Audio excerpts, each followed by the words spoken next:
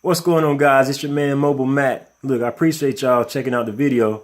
Be sure to subscribe to my channel because I keep you in the know.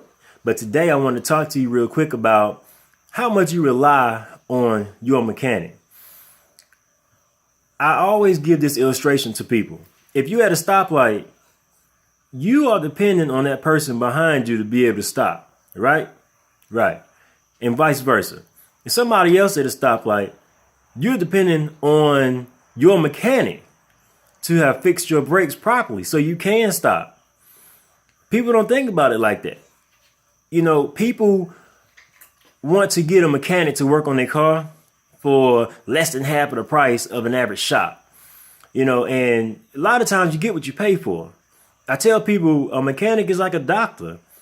You want a primary mechanic.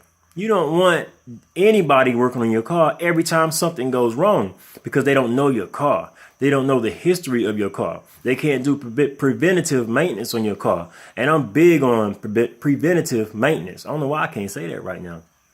But it is very important to have a primary mechanic because if you go to a doctor, you got a primary doctor. You know, think about it like that. If something goes wrong with you and you go to a different doctor every time, they don't know your history. They don't know your history, so they can't diagnose you properly. You know what I mean? I ain't gonna say they can't diagnose you properly, but they know your car. They know what your car has been through, just like a doctor. They know your body. They know what you need to do to take care of yourself. That's how a mechanic is. You know, as a mechanic, I love to see my people come back. You know, I love it. And they send their family members to me, their brother, their mother, their sister, their cousin, their uncle, their friends. You know, I fix your car. I don't fix your car good enough for you to come back tomorrow. I fix it good enough so you can tell your other family members and your friends about me.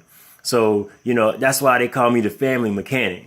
But you want a primary mechanic, somebody that's not gonna try to take you for an arm and a leg. You know, I always tell my customers, get a second opinion.